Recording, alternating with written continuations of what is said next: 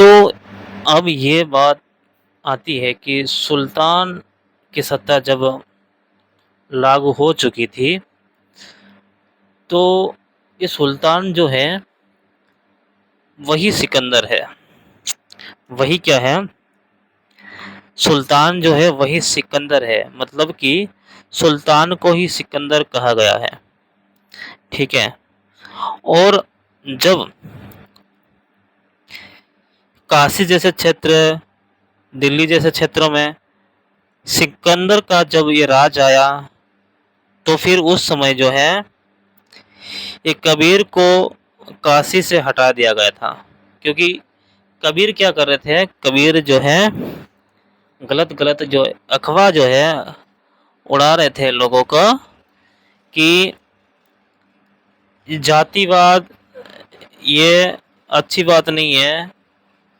जाति के ऊपर, वर्ण व्यवस्था के ऊपर सवाल उठा रहे थे। और जो जिस लोगों को बंदी बना रखे थे, अर्थात ये है कि बंदी के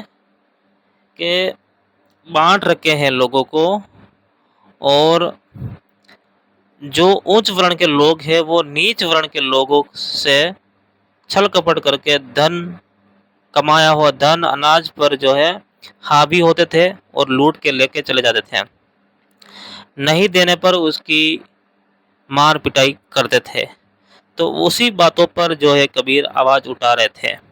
परंतु ऐसे कोई, जब सिकंदर जैसे लोग या सिकंदर स्वयं और भी लोग होंगे साथ में, उन सभी लोगों ने मिलकर जो है काशी से कबीर को हटाया गया था। जब ये कबीर को हटा रहे थे तो क्या सोच के हटा रहे थे? वो ये सोच के हटा रहे थे कि कबीर जो है सारा काम बिगाड़ देगा, लोगों को भड़का देगा, लोग हमारी एक भी बात सुनेंगे नहीं, तो सारा जो हमारा किया हुआ काम है उस पर पानी फिर जाएगा। लोग कहते हैं कि मगर में जाकर जो मरता है वह नरक में चला जाता है। ये बात किसने कही है? क्या पता है आपको? ये वैदिक लोगों ने कही है, जो संस्कृत भाषा के जो लोग हैं उन्होंने कही है कि अगर मगर मगर जाएंगे जो लोग और वहां जाकर जो मरेगा वो नरक में चला जाएगा। तो ऐसा क्यों कहा गया? इसके मगर के बारे में ऐसा क्यों कहा गया है? ये बात भी हमें समझनी चाहिए कि क्यों ऐसा बोला गया है। वो इसलिए बोला गया है, ये मगहर जो है ये बुद्ध की नगरी है, बुद्ध के अनुयायी की नगरी है, और वहाँ बुद्ध संप्रदाय के लोग रहते थे। और कबीर और गोरखनाथ, इन लोगों के पूर्वज वहाँ रहते थे और वो बौद्ध थे, बौद्ध धर्म को मानने वाले लोग थे। इसीलिए जब ये लोग ऐसे कह रहे हैं, संस्कृति लोग तो कह रहे हैं कि वहाँ नरक है, नरक में चला जाएगा जो वहाँ जाके मरेगा, क्योंकि बुद्ध को ये लोग जो है शत्रु मानते थे। इसीलिए उन जगहों को भी उन्होंने नरक कहा है। ठीक है ना? ऐसी बात ऐसी होती तो कबीर ने ऐसा ही किया। वो मगहर चले गए थे, और मगहर जो साथ वह बौद्ध गोरखनाथ की कर्म भूमि रही हो। समझ गए? जो मगहर है वो कबीर के पूर्वज एवं और गोरखनाथ की कर्म भूमि रही, वहाँ पर वो बौद्ध संप्रदाय के लोग रहते थे। इसीलिए मगहर को वो लोग नरक भूमि कहते हैं, परंतु ऐसा असल में नहीं था। कबीर वहाँ स्वयं गए और इन चीज़ों को साबित कर दिया कि यहाँ पर जो है नरक जैसी कोई चीज़ नहीं है, नरक स्वर्ग कुछ नहीं होता है, हम मर के दिखाएंगे आपको। तो कबीर अंतिम समय में जो है काशी से वो चले गए थे मगहर में। काशी जो जो था पहले कबीर पंथी और नाथों का था, परंतु सिकंदर के कब्जे में जब काशी चला गया था तब कबीर वहां से हट गए थे। पहले काशी पूरा एक क्षेत्र जो है वो नाथ संप्रदाय और कबीर पंथी संप्रदाय से जुड़ा हुआ था, पूरा एक बौद्ध क्षेत्र था। परंतु जब सिकंदर का आक्रमण हुआ, जब कब्जे में हो गया सिकंदर के, तो उसके बाद जो है कबीर वहां से हट गए थे, क्योंकि वहां उसका कोई काम नहीं था। जब वो कबीर अगर किसी को कुछ कहते हैं तो सिकंदर के सैनिक द्वारा जो कबीर के साथ अनहोनी घटना करते, उनको ऊंच नीच करते और धमकाते, इसीलिए कबीर वहां से चले गए। आगे बढ़ते हैं। आगे ब्राह्मणों ने बीजक लिखा, उसमें अनाप शनाप बातों को लिख दिया। कबीर को ब्राह्मणीकरण करने के लिए, और लोग कहते हैं कि जब कोई लोग कबीर पंथ में आता है तो उसे बैग और कंठी माला जनेऊ देते हैं, परंतु कबीर ने कहा है कि कंठी और जनेऊ हम नहीं पहनते हैं और ये हमारी परंपरा है। कबीर ने स्वयं मना कर दिया है कि ये जनेऊ और कंठी माला बैग देना ये हमारा कार्य नहीं है, क्योंकि वो स्वयं इस बातों को लिख के गए हैं। और ये जो यहाँ पर जो बातें आ रही हैं कि कुछ संस्कृति लोगों ने क्या किया है, संस्कृत के लोगों ने क्या किया है कि यहाँ पर जो है जो कबीर पंथ में जो जा रहा है, जो ब्राह्मणीकरण करने के बाद लोग जो है कबीर पंथ से जुड़ रहे हैं, उसको कंठी माला जनेऊ दिया जा रहा है और एक ब्राह्मणीकरण किए हुए कबीर को अपनाने के लिए कह रहे हैं, जो कि उसमें साफ साफ बता दिया गया है कबीर भगवान है। कौन लोग बोले? जो वैदिक लोग हैं वो बोलते हैं ऐसा, परंतु कबीर कहते हैं कि हम कंठी नहीं पहनते, माला की जरूरत नहीं पड़ती है, जनेऊ की जरूरत नहीं पड़ती है, ऐसा कुछ नहीं है। सिर्फ जो है सही कर्म अपने करने चाहिए बस। जानव ये मनुष्य जन्म जो मिलता है, बुद्धि तीव्र होती है, तो इसी कारण से जो है सच्चे कार्य करने चाहिए इंसान को।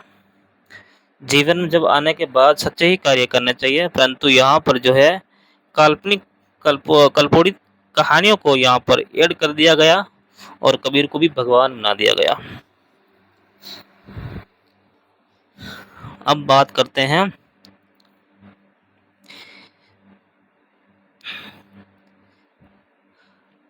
कबीर जो है वो एक कोरी जाति से आते थे। कोरी एक जाति है, उस जाति में आते हैं और जाति में जनेऊ पहनने का हक नहीं है, कंठी माला डालने का हक नहीं होता है। ये सिर्फ जो है ब्राह्मण लोग ही कर सकते हैं। कंठी माला जैसे जनेऊ पहनना ये सिर्फ ब्राह्मणों का काम ही है। और कोरी जो जाति है वो नीच जाति, ये वर्ण व्यवस्था में बताई गई है। कोरी जो जाति है वो नीच जाति, इसीलिए यहाँ पर कबीर को जो है जनेऊ माला पहनने का कोई अधिकार नहीं था। ये बात आप लोग समझिए। जाति कोरी जाति के थे और ब्राह्मण तो कोरी और जुलाहा को नीच अछूत मानते थे। ये देखो जुलाहा शब्द भी यहाँ पर आ चुका है कि जुलाहा और कोरी जो जातियाँ हैं उसको नीच मानते थे। कहाँ कि जनेऊ पहनने का अधिकार नहीं है, तुम लोगों को जनेऊ नहीं पहन सकते, तुम लोगों को जनेऊ पहनने का अधिकार नहीं है, ये सिर्फ ब्राह्मणों का काम है। तो फिर आज जो लोग जनेऊ पहन के घूम रहे हैं, जब कोई कबीर पंथ में जाता है, नामदान दीक्षा ये बैग माला टोपी जब लेते हैं तो वो लोग जो है जनेऊ भी वहाँ पर पहनाते हैं, तो इसका अर्थात ये आ रहा है कि जो लोग किसी शिष्य को जो जनेऊ पहना रहे हैं तो वो ब्राह्मणीकरण किए हुए कबीर को मानते हैं, और वो स्वयं जो है वो लोग ये वैदिक सभ्यता से जुड़े हुए लोग हैं। वो उस क्रांतिकारी कबीर के साथ जुड़े हुए नहीं हैं, यानी कि वो कबीर के साथ खिलवाड़ कर रहे हैं, धोखा दे रहे हैं। कबीर ने ऐसा कभी नहीं कहा है कि जनेऊ पहनो, माला पहनो, टोपी लगाओ, कभी नहीं कहा ऐसा। जो लोग ऐसा कर रहे हैं वो ब्राह्मणीकरण किए हुए कबीर को मानते हैं और ब्राह्मणों को मानते हैं। तो आगे बढ़ते हैं। कबीर ने साफ साफ लिखा है अपनी वाणियों में कि कबीर ना तो माला पहनते थे, ना ही कंठी बांधते थे, ना ही जनेऊ पहनते थे। जो ये सब कुछ करते हैं वह ब्राह्मण कबीरपंथी है। मतलब कि जो ये सब पहनते हैं ना, जनेऊ है, माला, टोपी, ये सब के सब जो है ये ब्राह्मण कबीरपंथी है लोग। क्या है दोस्तों? ब्राह्मण कबीरपंथी लोग हैं जो ऐसा करते हैं। ऐसा करते हैं वहाँ सच्चा कबीर नहीं है। जो सच्चे कबीर के जो भक्त हैं, जो कबीर को अपना गुरु मानते हैं, वो ये लोग नहीं हो सकते जो जनेऊ माला पहनते हैं, टोपी डालते हैं, इस तरह के जो कर्मकांड करते हैं। ये कबीर के शिष्य नहीं है। ये जो है ये उन परिवर्तन किए हुए कबीर के शिष्य हो सकते हैं, जो कि ब्राह्मणीकरण किए हुए उनके शिष्य हो सकते हैं। जो सच्चे जो कबीर है उनके शिष्य ये लोग नहीं हो सकते हैं। गोरखनाथ कैसे बने? अच्छा, गोरखनाथ का शब्द भी यहाँ पर आ चुका है कि गोरखनाथ कैसे बने। गोरखनाथ,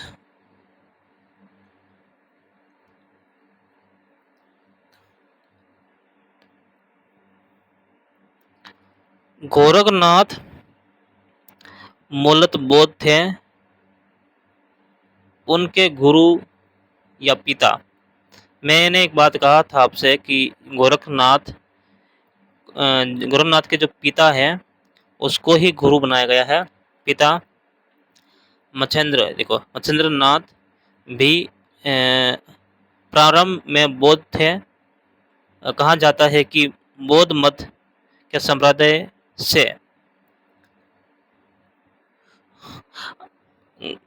संप्रदाय से गो शब्द को रखा गया है, और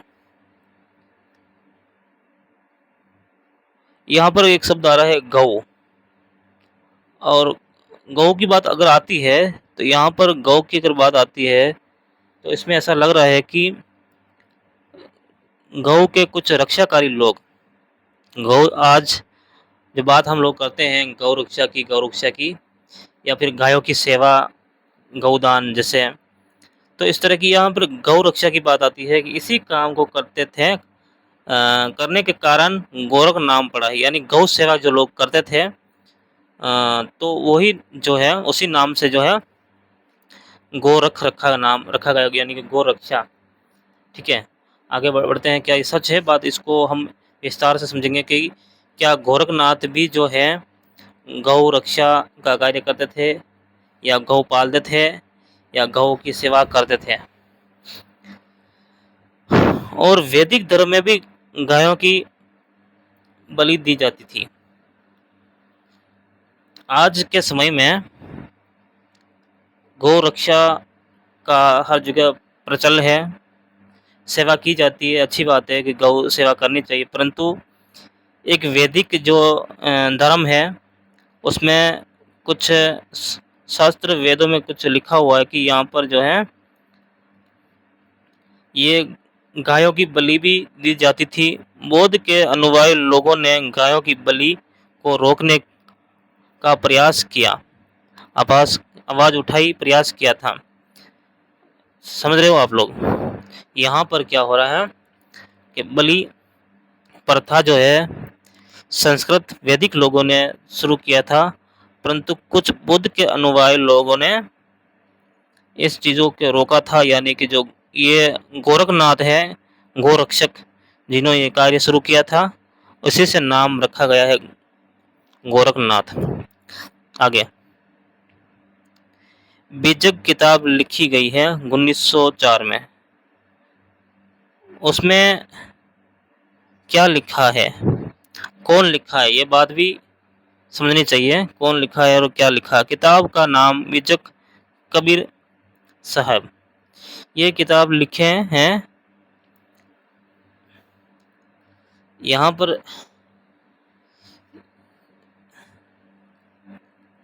बेकेटस्वर प्रेम, मुंबई से प्रेस, मुंबई से प्रकाशित हुआ है। यहाँ पर प्रेम लिखा या प्रेम लिखा हुआ है, समझ नहीं आ रहा मुझे भी। यहाँ पर देखो प्रेम, यहाँ पर तो प्रेम लिख दे, यानी कि प्रेस होना चाहिए। कोई बात नहीं, आगे समझेंगे इन चीज़ों को भी। ये नाम आप लोग नोटिस कर लीजिए। यहाँ पर बेकेटस्वर प्रेस, बम्बई से प्रकाशित हुआ है। यह किताब रीवा नरेश रामानुज प्रसाद सिंह जुदेव के आदेश पर खेमराज श्री कृष्ण दास ने लिखा है।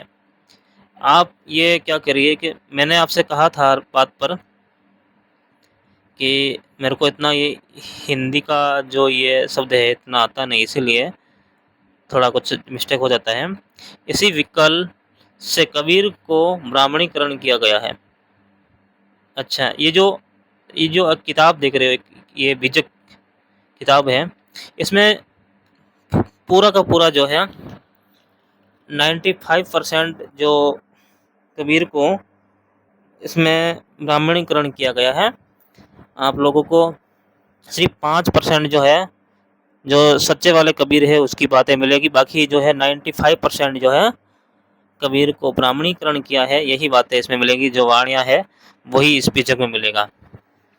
तो अगर आप लोग कबीर को सच्चे दिल से और सही जानना चाहते हो, सही इतिहास जानना चाहते हो, तो आप लोग बीजक मत पढ़िए।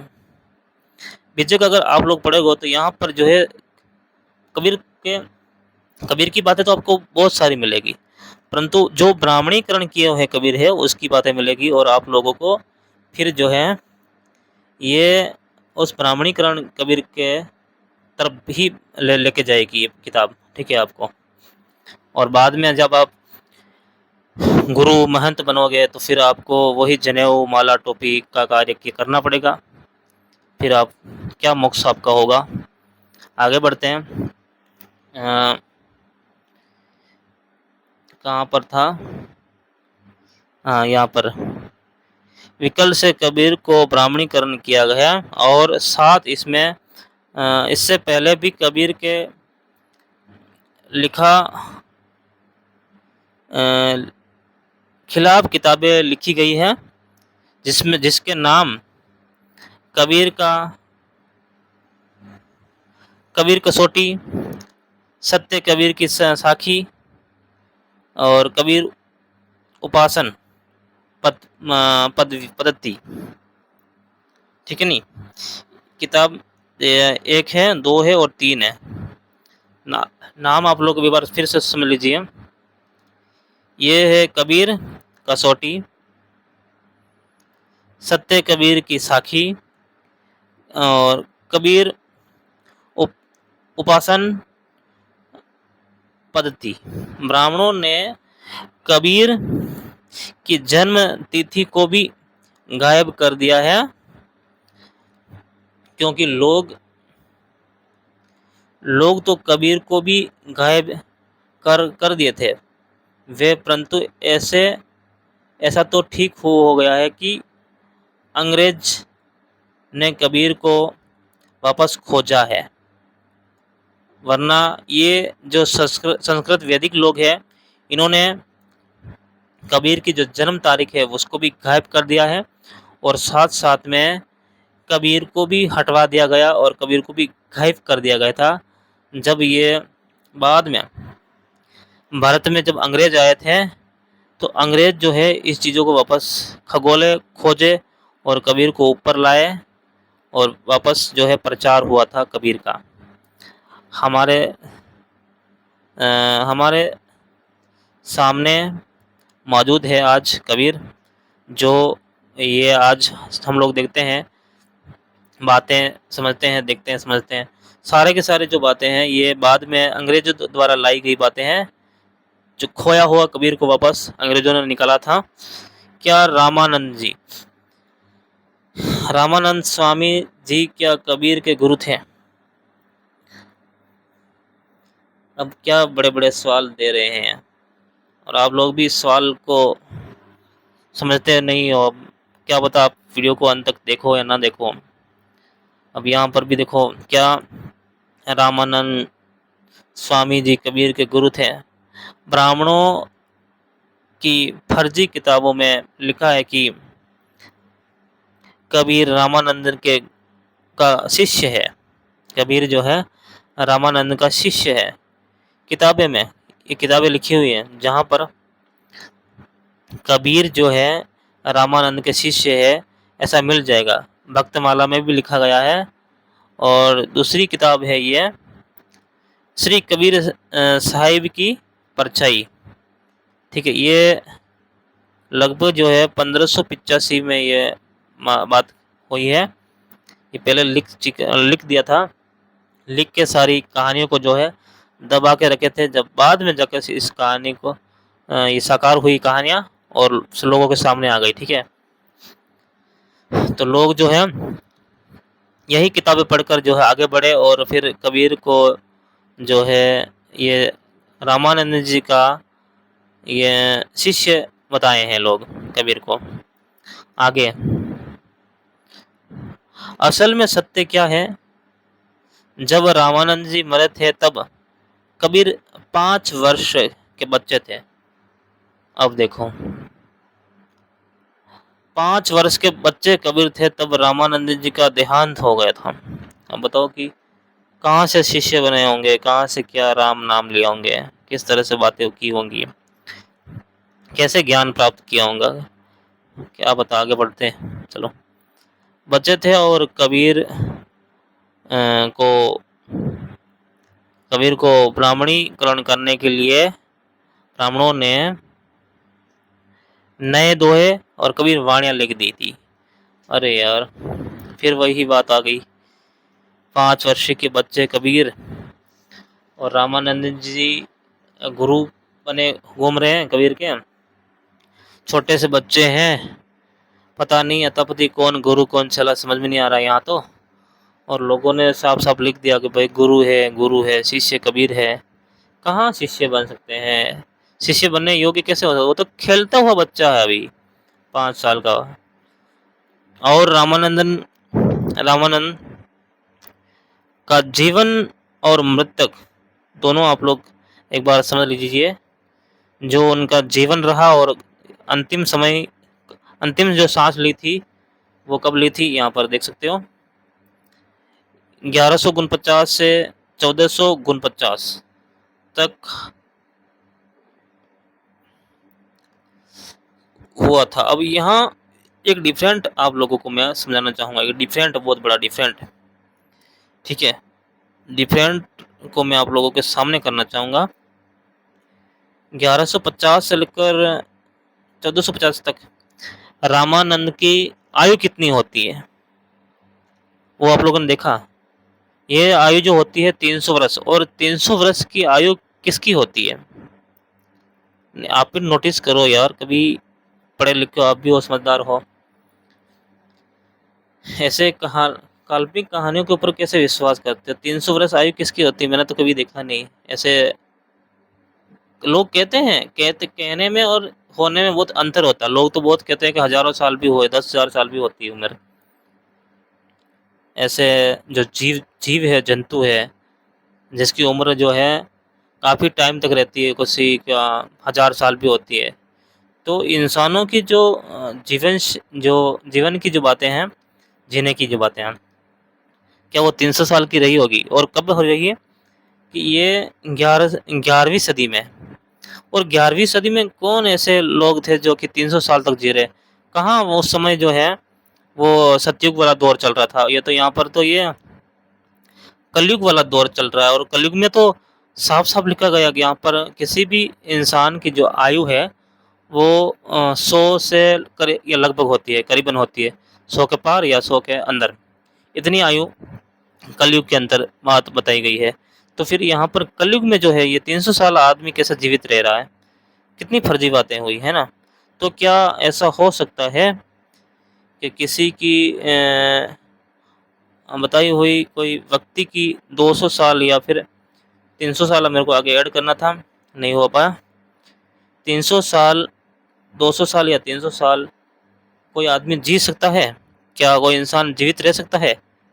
नहीं रह सकता। आप लोग कमेंट कीजिए और सोचिए कि ये 11वीं सदी में कोई व्यक्ति जो है 300 साल तक जीवित रह रहा है। 300 साल, चलो 120 हो गया, 150 हो गए तो एक आम बात हो गई, पर 300 साल तक कौन आदमी जीवित रहा है? क्या एविडेंस, कोई प्रूफ या मिला है? कोई डीएनए से चेक मिला है कि हड्डियों का, या फिर कि ये जो इसका जो जन्म है ये 300 जन्म होने के बाद ये 300 साल तक ये जो इसका डीएनए हड्डियाँ जो है ये रही है अस्तित्व में और चेतन अवस्था में, ऐसा कोई मिला है? ना मिला है ना, तो फिर एक बात को खारिज करना पड़ेगा यहाँ पर। चलो, ये जो रामानंद की जो बात है हम नेक्स्ट वीडियो में आपको सामने लेकर आएंगे। क्या ये सच बात है कि या जीवन जो है 300 साल तक ये जीवित रहे? चलो ठीक है।